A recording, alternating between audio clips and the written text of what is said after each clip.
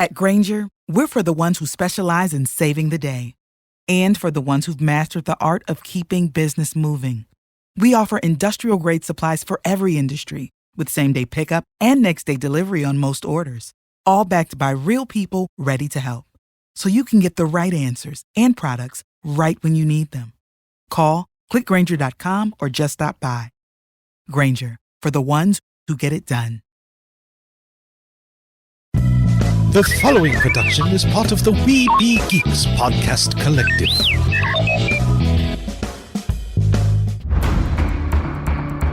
From days long ago, from uncharted regions of the universe, comes a legend. The dream that came through a million years, that lived on through all the tears. It came here, the Fandom Nexus. Fabulous secret powers were revealed to our host as he plugged in his microphone.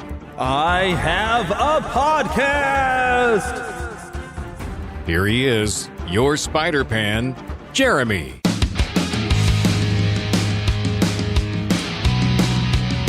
Hello, good morning, good evening, good afternoon, whatever time it is that you're listening. For me, it is, I guess, late afternoon. It's like 4:10 p.m. right now.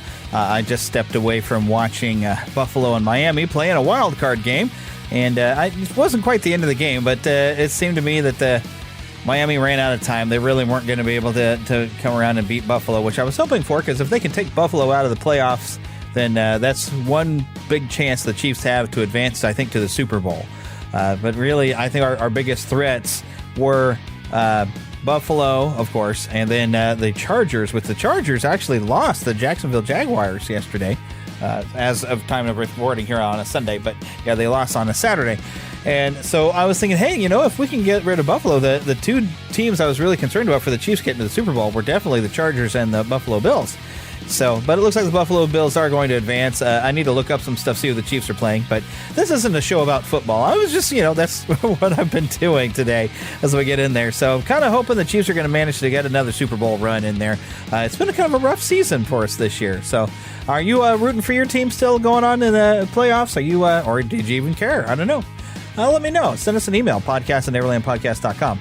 Today, though, it's going to be a different sort of show. It's going to be a lot more casual. I'm going to spend, I think, more time talking about some games and what I've been playing and just kind of talk to you a bit. I was sort of prepping to maybe try to do a show last weekend because I would like to get back to where I'm doing an every weekend show.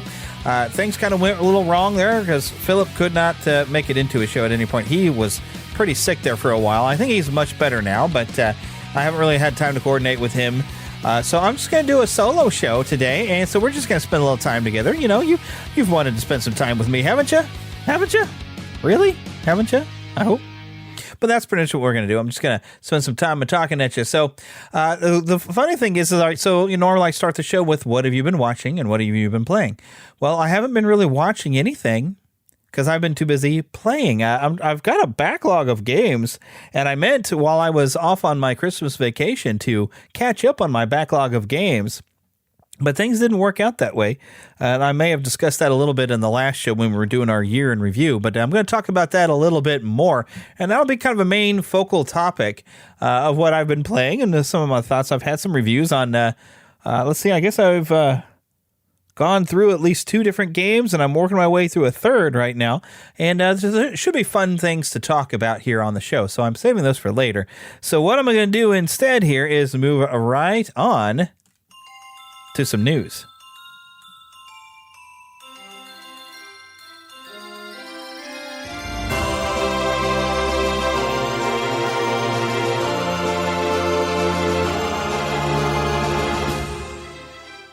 Spanning the Disney and geek universe to bring you the best in comics, toys, movies, and entertainment. This is news from around Neverland. Something for all of you, well, I guess this has already been released. Whoops, hey, got a thing that popped up in my way there when I was trying to look at this. But Teenage Mutant Ninja Turtles Shredder's Revenge has popped up as an Android and Apple from Tribute Games. So I guess this means it's available to play on your mobile device. But I haven't really looked into this. This has come out on the 10th.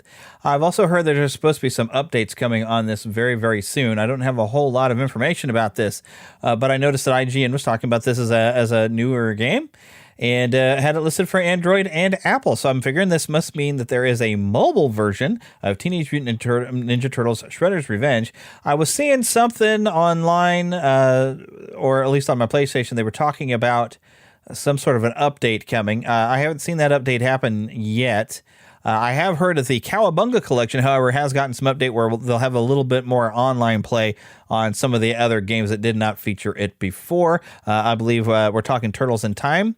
I saw a little something. I didn't really get a chance to grab anything about it to have any better information for you. I apologize for that, but definitely, if you don't have a system to play that game on, but you do have a phone, give it a shot. I don't know how good that would be on a phone, but it's a fun game.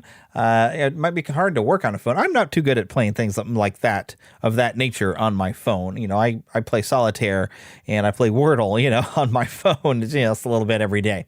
But coming up later this month, Forspoken coming out for the PlayStation.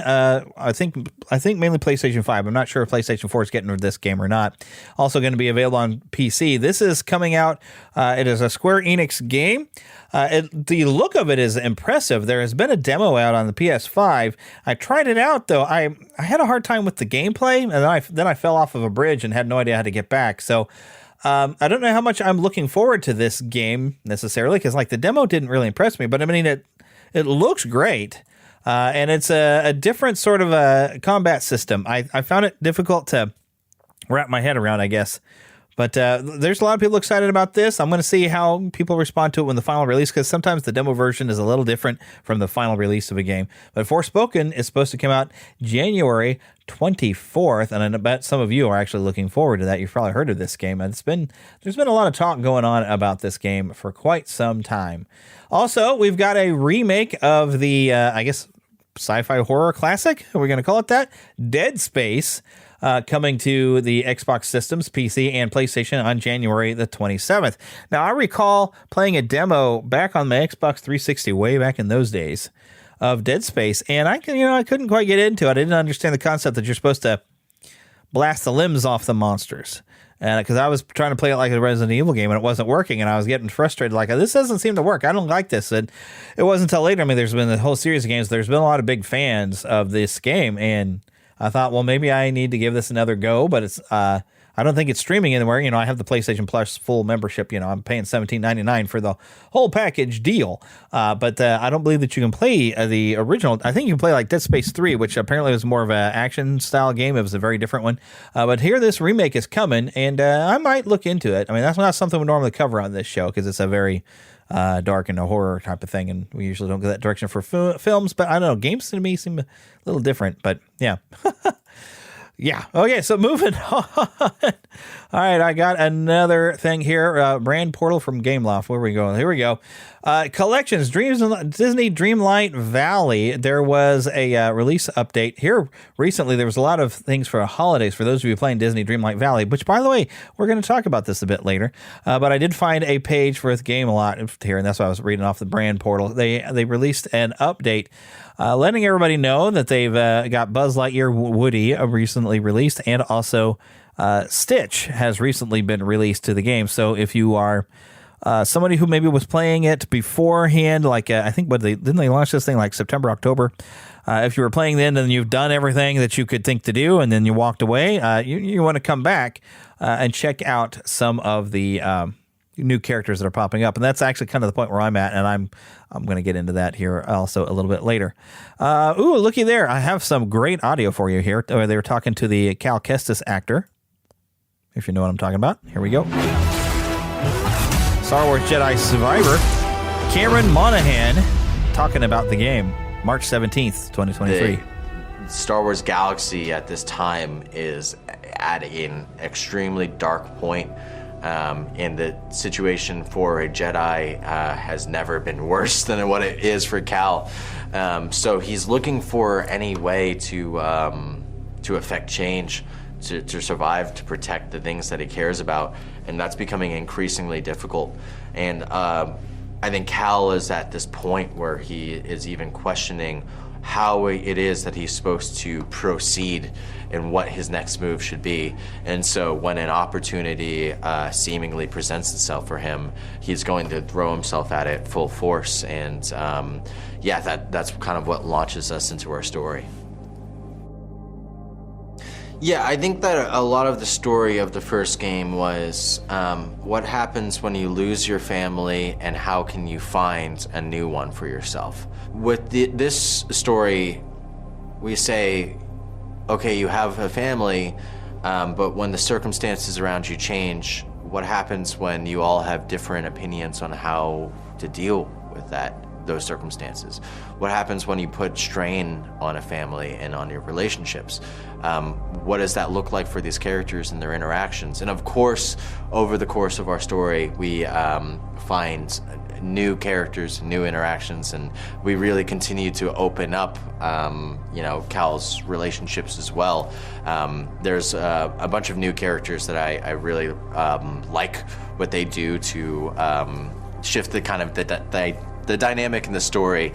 And in our first story, we had someone who was kind of a boy becoming a man.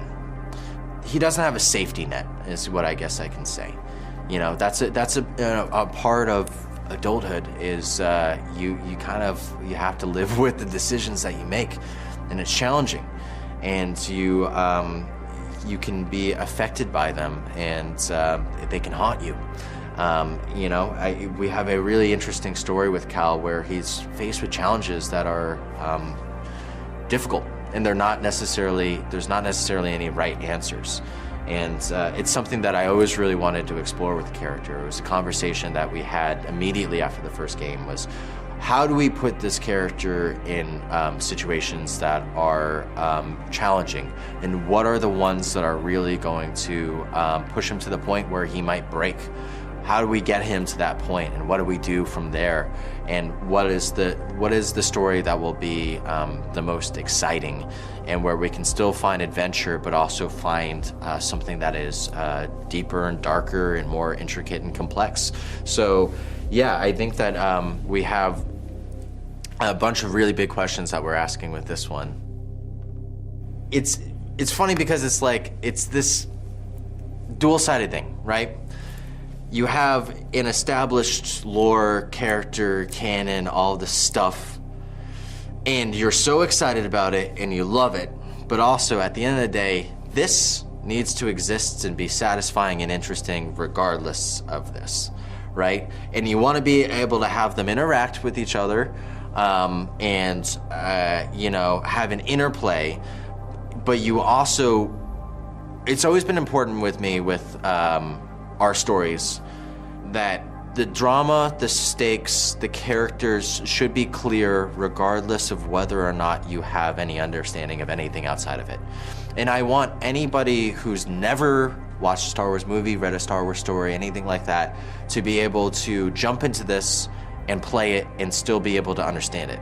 And then if you do have a more experienced understanding, then you're only going to have a deepened appreciation of a lot of what's going on here.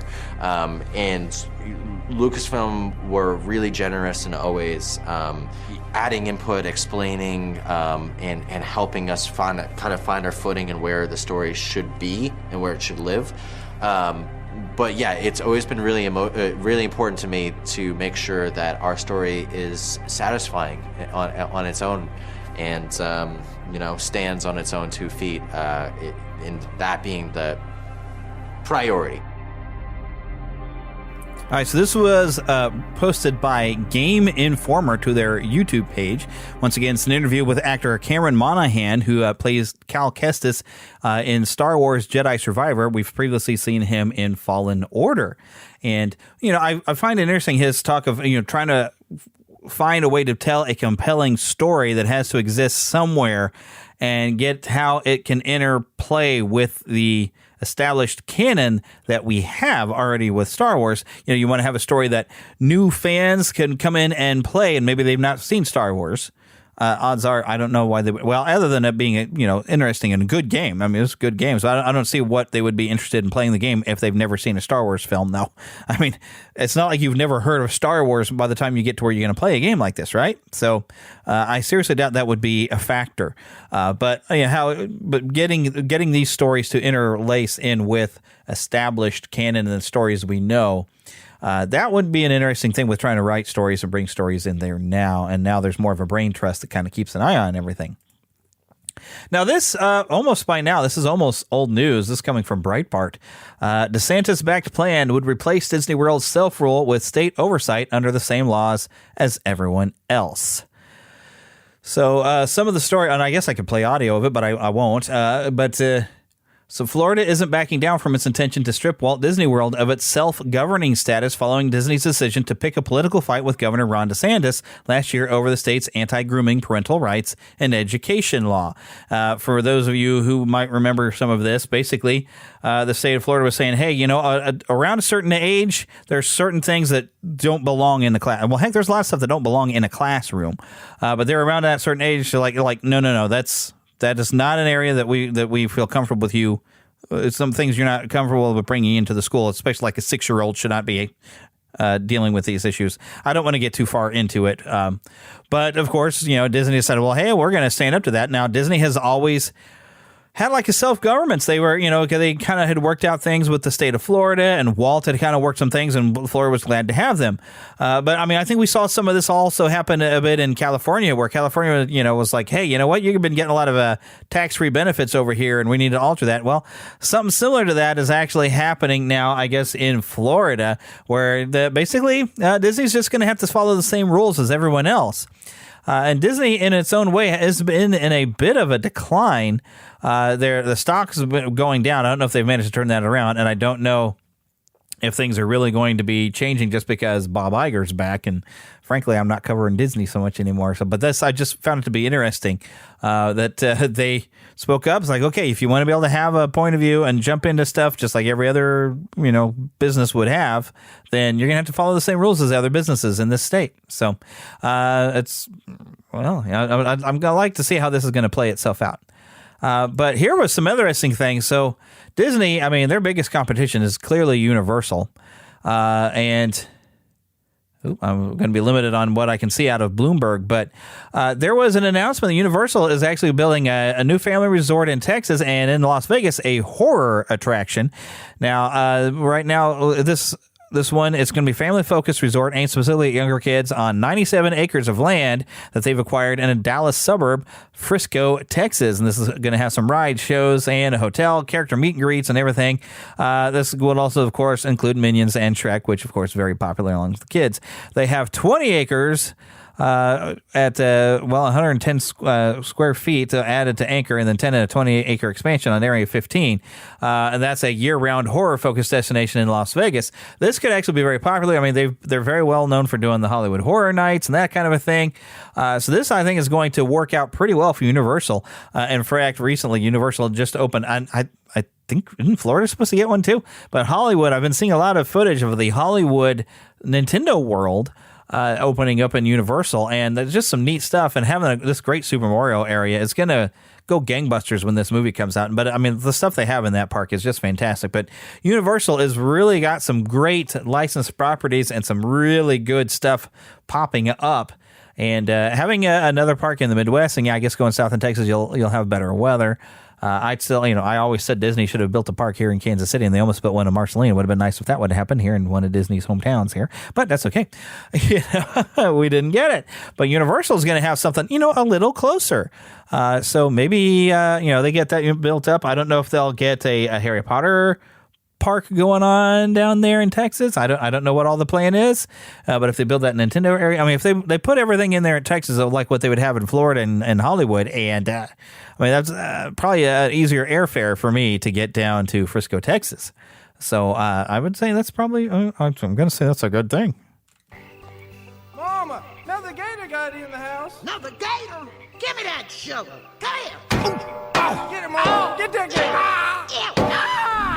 The Neverland Trailer Park. I almost forgot before I got in the trailer park, I wanted to go through the Golden Globes, but we'll talk about that later. That's more than news, I guess, right? Let's go listen into some trailers, starting out with a new trailer that was released for Ant-Man and the Wasp, Quantumania.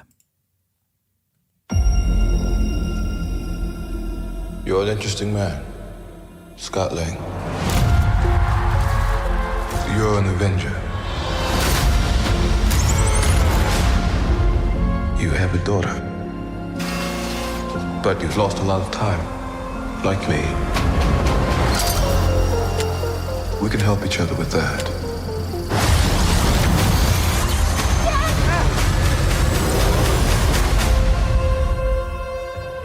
Who are you? I'm the man who can give you the one thing you want. What's that? Time.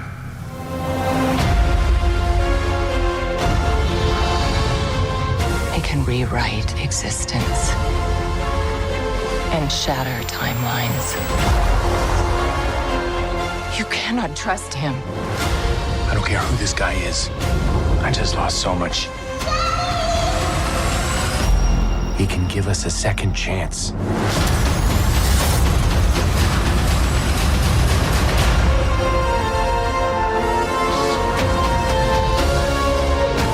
Let me make this easy for you. You will bring me what I need, or everything you call a life will end.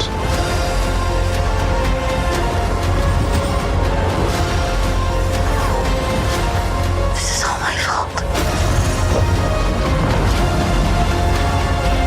You may not want her to watch this. We had a deal.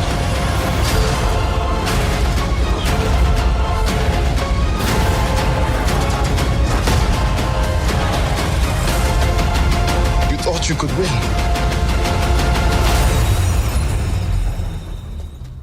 I don't have to win.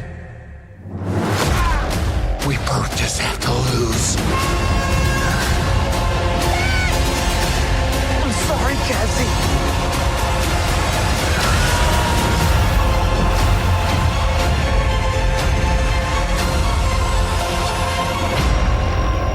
February 17th witnessed the beginning of a new dynasty. This looks very interesting. I got to say, I'm appreciating getting a couple of brief looks at MODOK appearing in this. I have heard some say that this trailer almost gives away a little too much. We know that Scott Lang has lost some time with his daughter thanks to being blipped. Well, Kang the Conqueror comes along and offers him a deal and a chance to get some of that time back. So, as we also are told, Kang's not going to keep that promise and that deal. Well, did you expect him to? But they don't tell us though what it is that Ant-Man is going after for Kang the Conqueror. So we don't know what he's going after. Something having to do within the quantum realm.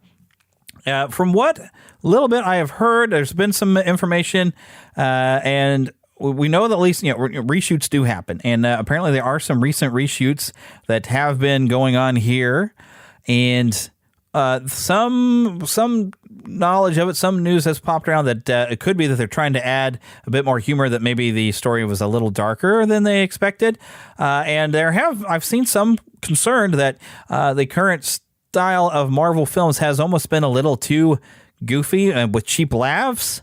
And there are people who are worried that they might be adding a lot of cheap laughs, and that would kind of hurt the film. And right now, apparently, it's not going to, what is it, Peyton Reed, I guess, who's been bringing us these. That right now, the current version is going away from Peyton Reed's vision of what this film was supposed to be. But we'll find out here come February the 17th. It still, I think, looks very interesting. I've enjoyed the Ant-Man and even the Wasp films. The one thing I do wonder about is where they're going with it, with bringing in his daughter Cassie and turning her into super genius. I don't know where she gets that from. I hope they explain that a little better. I mean, we did miss some years of her life, but, her being able to create a way into the quantum realm, I don't know. It's like, where is she going to have learned it? Because I don't know how much of it. Even Scott Lang doesn't really know all this stuff very well. But I don't know. Maybe Wasp is supposed to be teaching her, and they did, I guess, establish that Wasp is supposed to be familiar. I don't see Hank popping up anywhere in this trailer. I'm sure he's there, but in this particular trailer, I don't see him. But I wonder if we're seeing the swan song in the final act of Scott Lang's Ant-Man, and someone or other Cassie will be stepping into the role of an Ant-Woman. I don't know, but I part of me kind of thinks that that's happening. So we'll just see where they go with this here in February. All right, next trailer I have for you is something that I don't know if it's going to be an R-rated film or not, but this just looked interesting enough that I wanted to share it. It's called Renfield. Sorry to interrupt. Are you okay? I need to get out of a toxic relationship. Why don't you start by telling us what brought you here?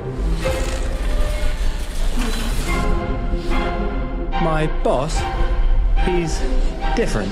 You can't get him out of your head. No. I need your assistance. I'm coming, Master! Oh, you feel like he could destroy you with the snap of his fingers. Wouldn't even need to snap. Okay. That sounds familiar. Yeah, what? Renfield, bringing innocent victims. I want a handful of nuns, a busload of cheerleaders. And I just want a normal life again. But this modern world is a dangerous place.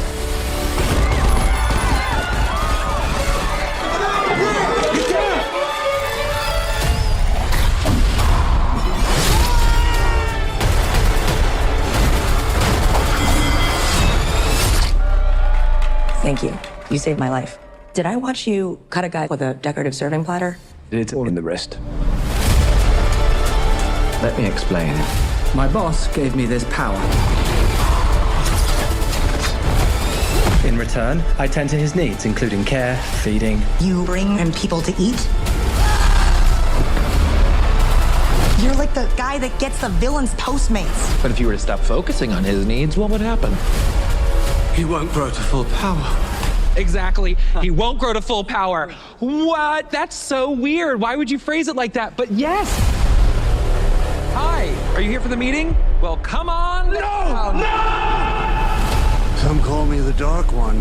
Others, the Lord of Death.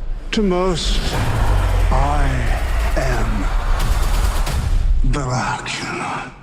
Okay, obviously we're dealing with a little bit more than just narcissism here. Now, let's eat.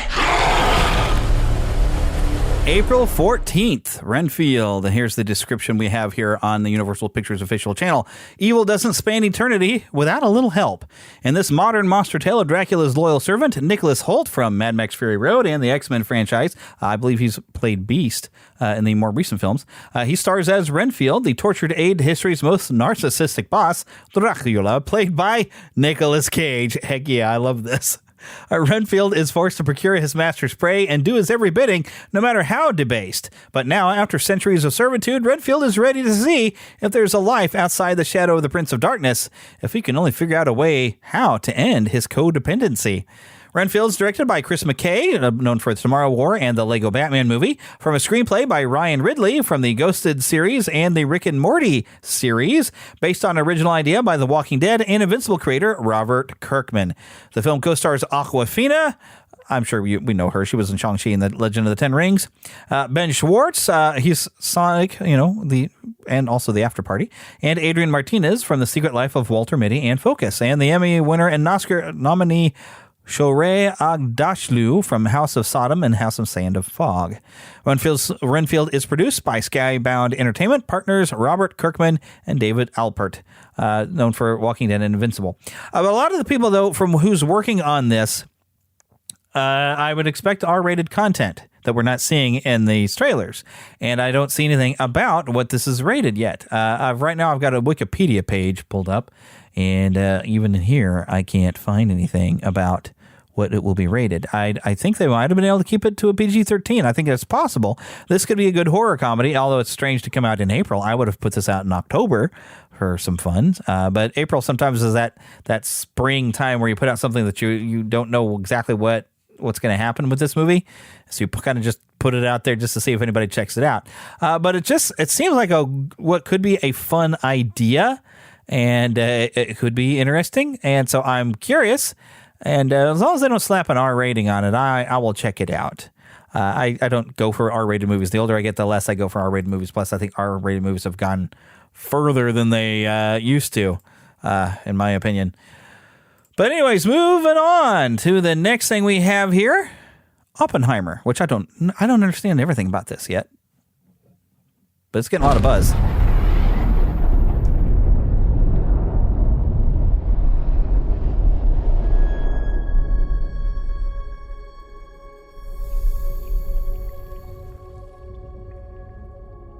We imagine a future. And our imaginings horrify us.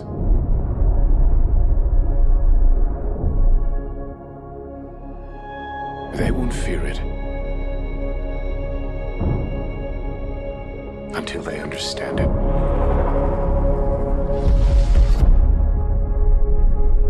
And they won't understand it until they've used it.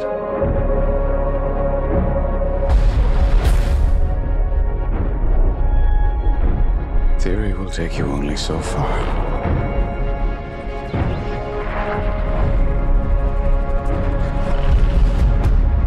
I don't know if we can be trusted with such a weapon.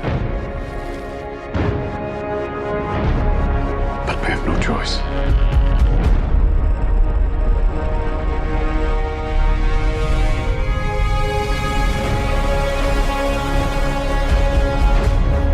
Is anyone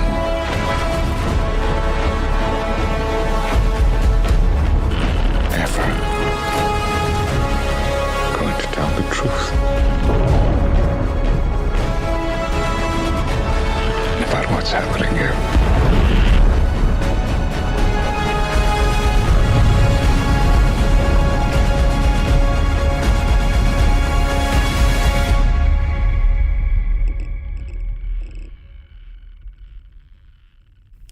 Coming July 21st from director Christopher Nolan. It was written and directed by Christopher Nolan. Oppenheimer is an IMAX-shot epic thriller that thrusts audiences into the pulse-pounding paradox of the enigmatic man who must risk destroying the world in order to save it. And I guess this is some history, and it's hard to tell, you know, if this is like the Manhattan Project. I kind of want to know more of the history, I figure they're basing this off a real historical fact, but, you know, turned into story. But let me read a little bit more of what Universal Pictures has on their official YouTube page for this. The film stars Cillian Murphy as J. Robert Oppenheimer and Emily Blunt as his wife, biologist and botanist Catherine Kitty Oppenheimer. Cillian Murphy is just good, okay? So him playing in this, I'm expecting some good stuff. Oscar winner Matt Damon portrays General Leslie Groves Jr., director of the Manhattan Project. So I guess that is what it's focusing on. And Robert Downey Jr. plays Louis Strauss, a founding commissioner of the U.S. Atomic Energy Commission. So I think if I was to guess at this might be like the discovery of atomic energy and the uses it could be in providing energy versus the uses of how it could be a weapon, and the conflict of interest of when you discover this, of what could happen, and what we know it did eventually happen. I mean, we used it. And now hopefully no one ever uses it again, although I think Russia's getting awful close to using it, but that's a whole other issue. I don't want to bring the show down. But there's a lot of different people in this, and this looks very interesting. Film is based on the Pulitzer Prize winning book American Prometheus, The Triumph and Tragedy of J. Robert Oppenheimer by Kai Bird and the late Martin J. Sherwin. The film was produced by Emma Thomas, Atlas Entertainment's Charles Rubin, and Christopher Nolan. We have seen Christopher Nolan doing some historical drama with Dunkirk, which I still haven't gotten a chance to see that yet. But yeah, it's got my attention. I am very curious about this. So I definitely do want to check this film out when it comes out. But that's all I have right now for the trailer park, and now I just want to get into some fun content. All right, so first, this was kind of news, but also I just wanted to share. There's a lot of these movies I really didn't get to see, but the 80th Golden Globe Awards happened this past week. Best Picture for Drama was The Fabelmans, which is a Steven Spielberg film about a young filmmaker. What I've seen of this, it seems like they haven't really given away a lot of story on that, but it did catch my eye. It looked like it would be interesting. I think it might be available to watch streaming right now, but I haven't watched it. I do plan to check it out. A couple of things that were nominated that I did see was the Elvis film with Austin Butler and Top Gun Maverick also nominated. Another nomination, to those of you who are interested, Avatar: The Way of Water also nominated. Personally, I'm not interested. I could get into an issue and I don't want to bring the show down. Best Picture for Musical Comedy, The Banshees of Inisherin, I don't know if I said that right at all, was the winner. Some nominations in there. Babylon, which I guess was a box office, under expectations, but maybe perhaps a better film than what we give it credit for. I don't know. Glass Onion, a Knives Out mystery. It's on Netflix. I've been wanting to watch Knives Out. I need to sit down and watch that. I haven't seen it, but I'm interested to check it out. And then Everything Everywhere All at Once, which I heard so much about, and I just never got a chance to see it. But they were nominated, the winner being this The Banshees of Inisherin, which I do recognize a picture with this actor who I cannot think of the actor's name, but his son has been in the Star Wars sequels as a villain, and you would recognize him as Mad Eye Moody, or also his role in Braveheart, and I cannot think of the actor's name. Cate Blanchett won for Best Actress in a Motion Picture Drama. I'm not sure what film it was. Let's see, Best Actor Motion Picture Drama, Austin Butler, for his portrayal of Elvis. And I have to say, I totally agree with that, because it was amazing how he transformed into Elvis. Up against some good competition with Brendan Fraser, Hugh Jackman, and Bill Nighy. Also Jeremy Pope. I'm not familiar with Jeremy Pope. All right, let me go to the next page of this, of some other winners. Best Actress in Motion Picture for a Musical Comedy, Michelle Yeoh, winning, of course, for Everything Everywhere All at Once. That's a mouthful to say. Beating Anya Taylor-Joy and Margot Robbie, and even Emma Thompson in some roles. Best Actor for Motion Picture, Musical or Comedy, Colin Farrell. He's in The Banshees of Inisherin as well. I don't know anything about this movie, but I might want to check it out, because Colin Farrell, the more I've seen him in, the more I'm impressed with him. He is a great actor. But he wins over like Daniel Craig and Adam Driver and even Ralph Fiennes. Wow. Best Supporting Actress in a Motion Picture, Angela Bassett won for Black Panther, Wakanda Forever. I'll see that when it comes out streaming, I think. Best Supporting Actor in a Motion Picture. This is what I wanted to get to. Ki Hai Kwan is in Everything Everywhere All at Once. I don't know if I say his name right. I think I said his name right. But we know him as Short Round. He won a Golden Globe for Best Supporting Actor. And Brendan Gleeson, there I see him. He was nominated for Best Supporting Actor for that Irish-sounding film that won. Brendan Gleeson's the guy that I couldn't think of just about 2 minutes ago. But he and Eddie Redmayne even was nominated. And Brad Pitt, wow, all nominated for this. But Ki Hai Kwan won this. If that is available to watch streaming, somebody let me know. I want to check it out.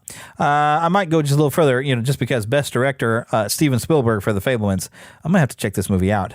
He even beat out James Cameron and Baz Luhrmann, which I'm tired of James Cameron these days. But okay, a whole other different thing. Yes. All right, but anyways, I'll move on. Best Picture Animated, Guillermo del Toro's Pinocchio, which that's something else I meant to watch, and I just haven't gotten around to it. I just haven't been watching anything because, well, I've been playing games, and we're going to talk about that. Oh, Marcel the Shell with Shoes On. I guess that has come out. I think we even talked about the trailer. It looked adorable and fun, and I wanted to check it out, but it has not... I don't think it's popped up anywhere for me to watch yet. I don't know. I don't remember seeing about it in theaters. I need to be paying attention to the theaters maybe. But the Pinocchio film beat out over Puss in Boots, The Last Wish, and Turning Red, and also something called Inuo. Turning Red, I guess, was that this year? It seems like that was last year. It seems a long time ago. But yeah, that's just a few things I wanted to mention from the Golden Globes before I get into what I'm going to talk about of what I've been playing these past couple weeks. And with, returning to work here for the last couple of weeks, because vacation has to end and I had to go back to work. But I'm, trying to find time to play stuff that I had meant when I started a vacation. I had just recently picked up Final Fantasy VII Crisis Core Reunion, which isn't so much a remake of the Crisis Core game that was a PSP only, as more it was like reskinning it. And you can tell it's reskinned when you play it because some of the animations when you're interacting with other characters or watching a cutscene, the way they'll make a right or a left turn didn't seem like it was motion captured like the remake is. They do this unnatural, what I call a Resident Evil tank control move. They'll rotate left and then walk off, that kind of thing. If you don't understand what I'm talking about, if you play this game and you see it, you'll know what I'm talking about. They have this turn and then walk instead of like a normal human would kind of make your stride as you're walking away and you turning left kind of at the same time. All right. There's a difference, and you can see the difference in the animation compared to the remake of Final Fantasy VII versus this. Now, is that a complaint? No, I'm not complaining about this game at all. I had a grand time playing it because I did finally get around to playing it. I just didn't play it at the time that I thought I would. I did, though. I mean, I mainly spent some time on Saturdays and stuff doing it, and I did spend some vacation time doing it.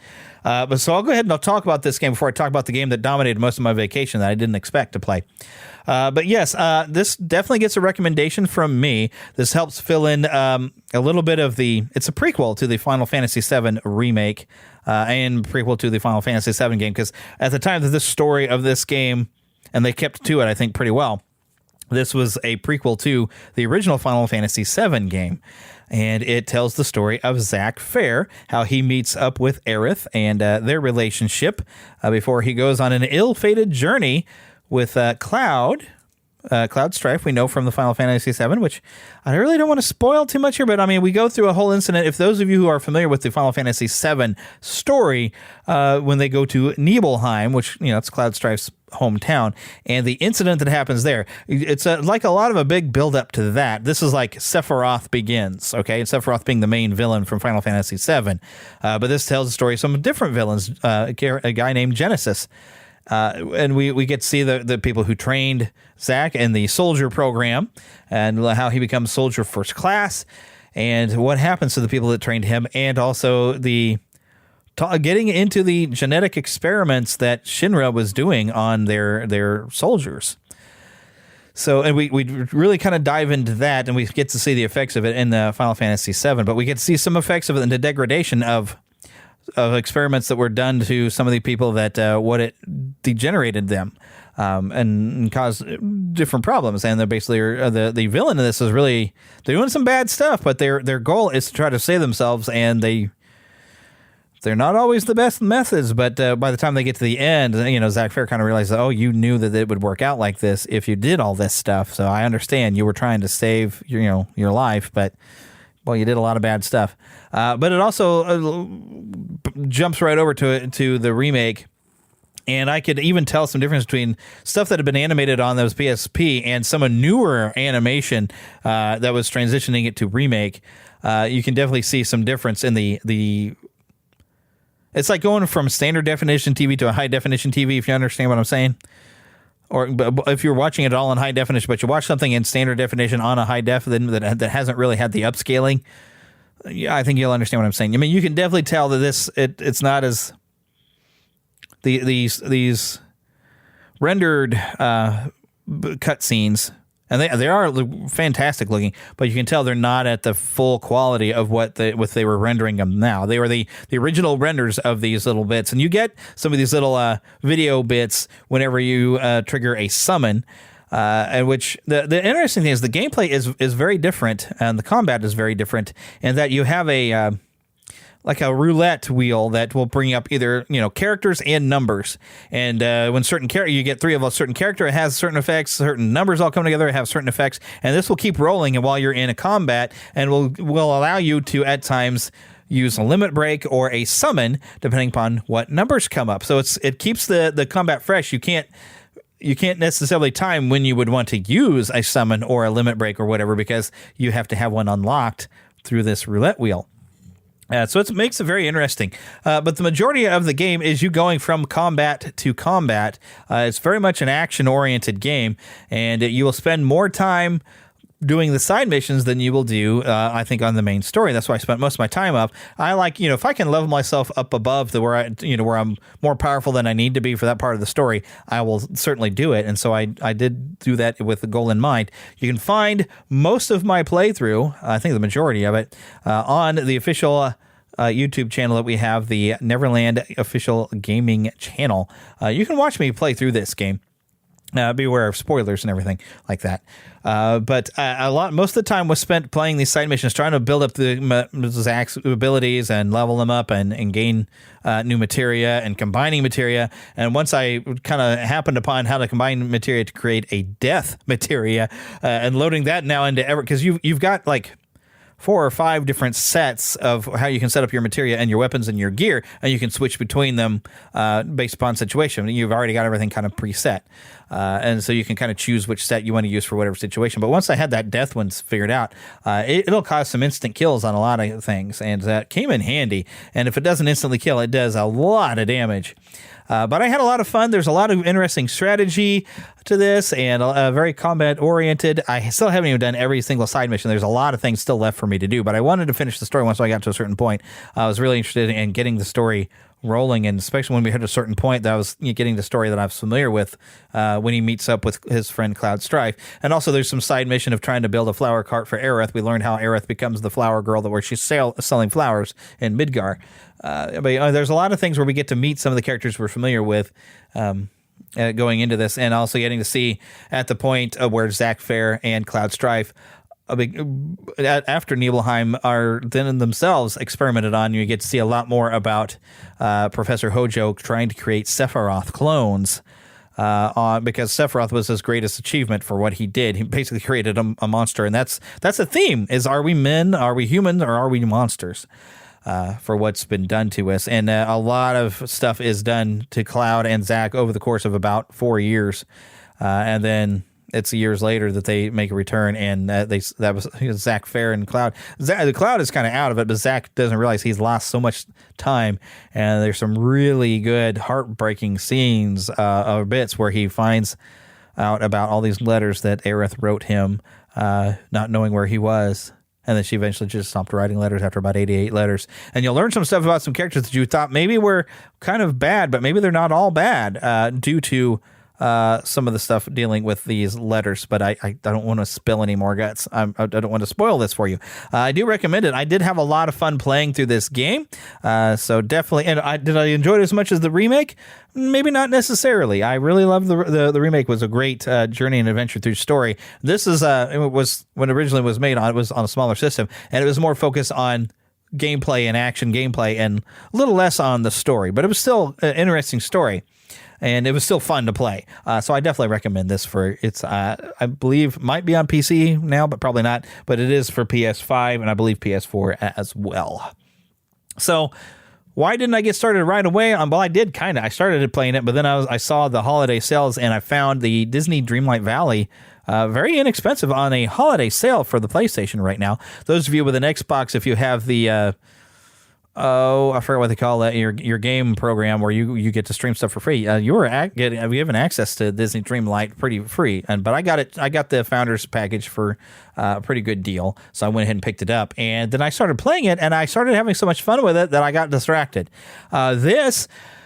It's a heck of a lot of fun, and it's very addicting. And I've said many times I didn't leave Disney so much as they left me, but this is just getting in the right spots of letting me play around with Mickey, Donald, and Goofy, and Minnie, and some of those classic characters, and even characters that I love like Wally, and as I mentioned before, Buzz and Woody are in there, and I finally got to unlock and play some adventures with Stitch.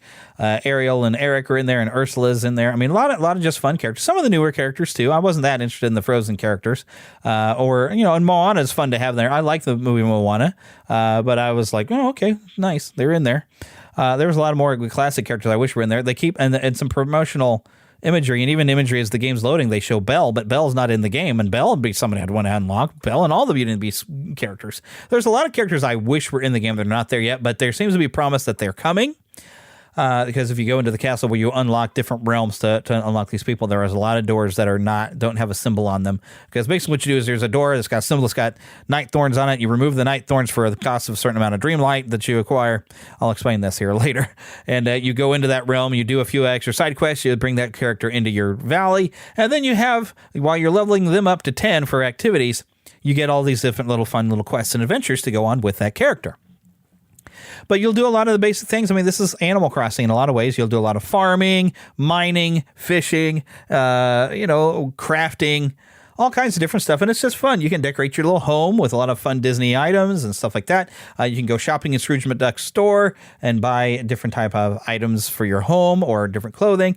And it's mainly, from a lot of the marketing, a lot of material I've seen, I think they're mainly aiming at the ladies for this game, which I think women have more fun with Animal Crossing than us men do. I'm presuming because my wife is still playing the daylights out of Animal Crossing, and I've kind of left it because I kind of run out of things to do other than trying to collect the last few fish or whatever. And it's so random on what fish you got in Animal Crossing that I'm kind of like, okay, well, I want to move on. I got a backlog of games that I want to play.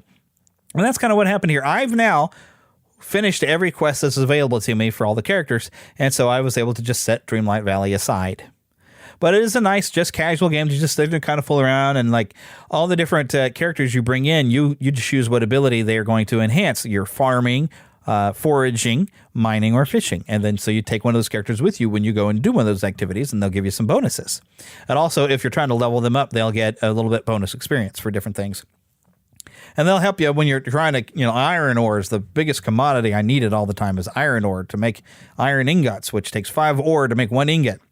And then some quests I need like 10 ingots. So yeah, it's a whole lot of harvest, and you have a certain amount of energy level that they put in there because Gameloft is, I think, more familiar with making mobile games, and they have an energy level that, you're out of time for today. You've run out of energy unless you want to pay a little extra to the mobile game, But now I've already bought the game, so now I can just, if I run home, I get all my energy back. Or if I eat some food, and there's also a cooking aspect.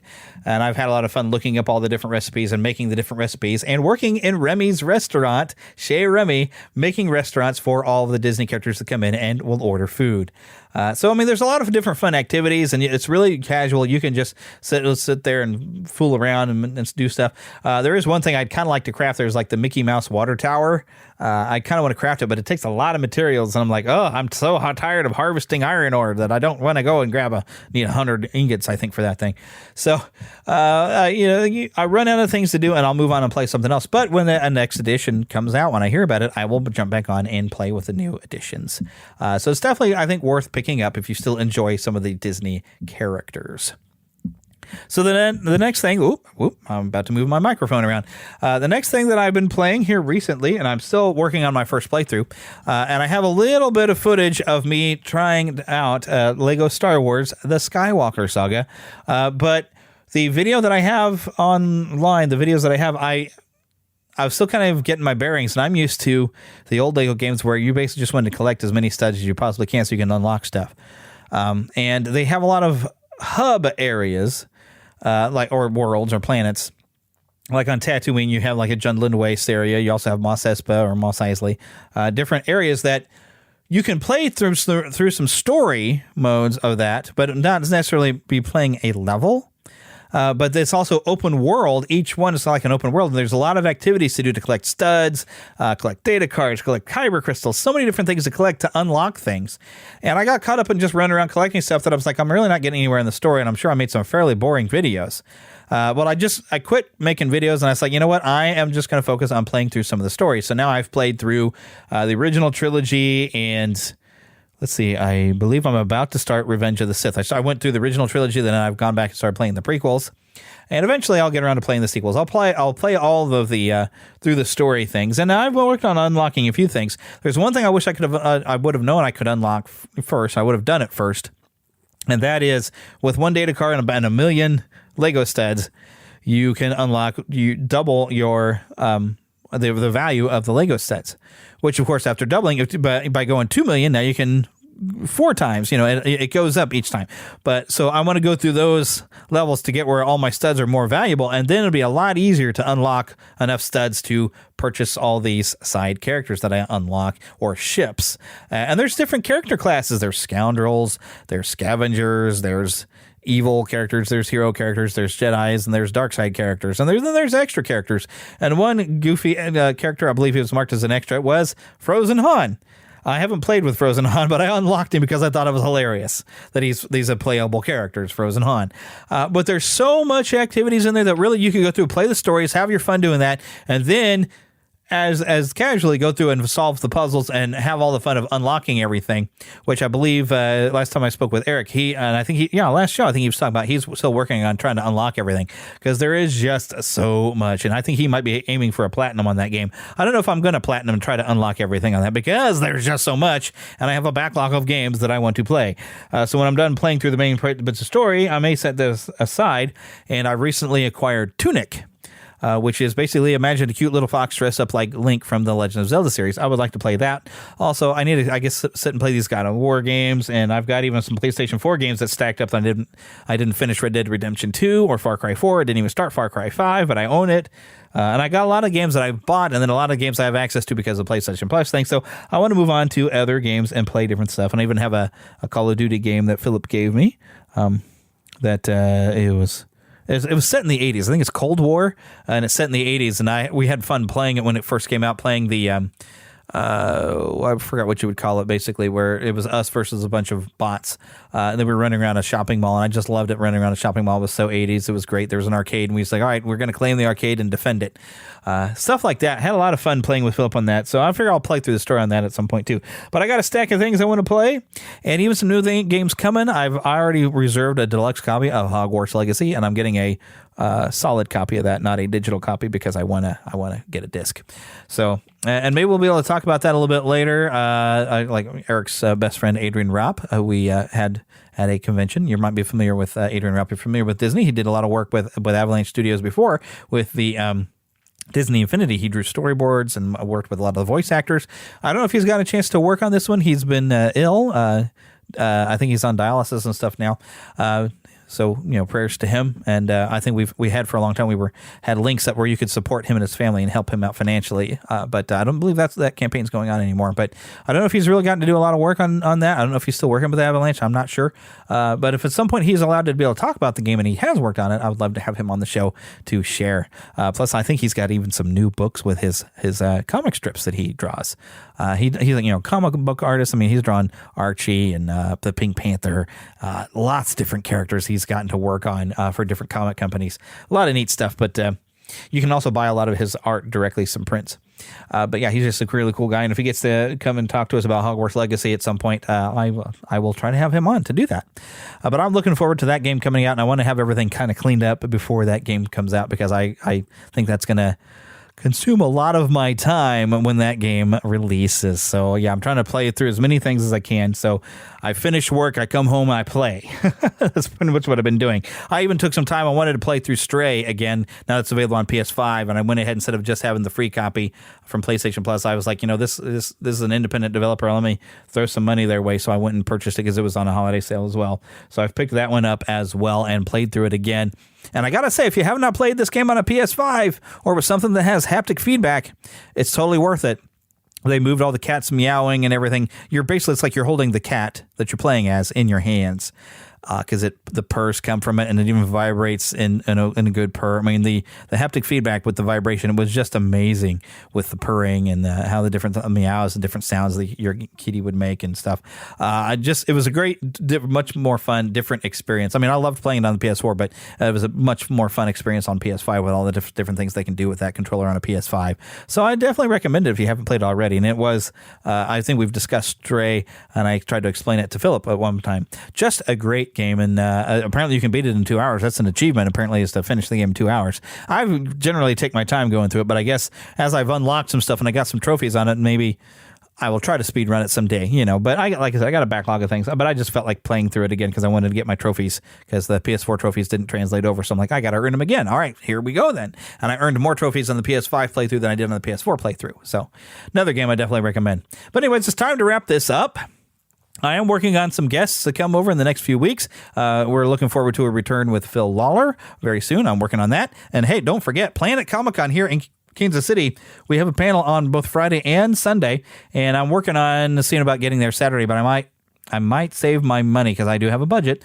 I might save my money to just be able to buy things on Friday and Sunday. And so maybe I might not be there on Saturday because I'm pretty sure I will only officially be allowed in my panel days. I don't think I get a free pass for Saturday, which is fine.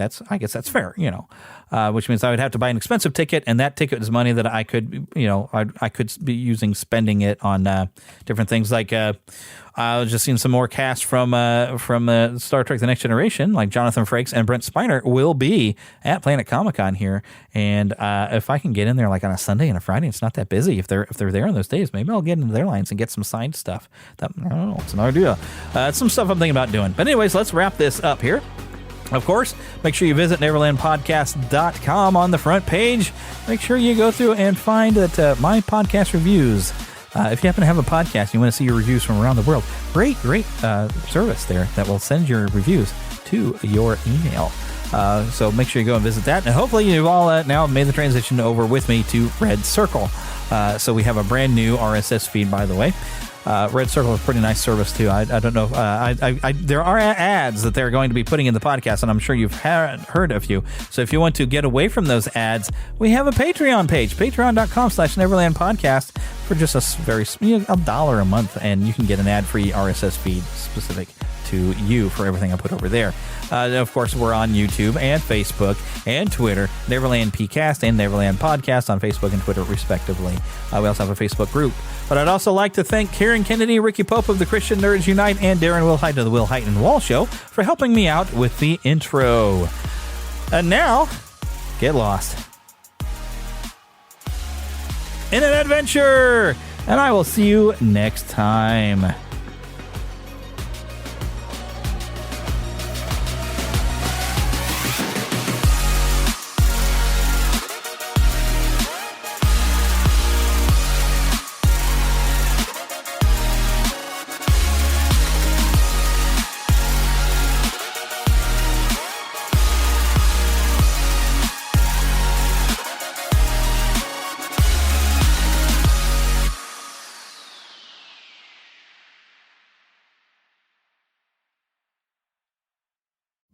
Ew, gotta get rid of this old Backstreet Boys t-shirt. Tell me why. Because it stinks, boys. Tell me why. I've washed it so many times, but the odor won't come out. Tell me why. No, you tell me why I can't get rid of this odor. Have you tried Downy Rinse and Refresh? It doesn't just cover up odors, it helps remove them. Wow, it worked, guys. Yeah. Downy Rinse and Refresh removes more odor in one wash than the leading value detergent in 3 washes. Find it wherever you buy laundry products.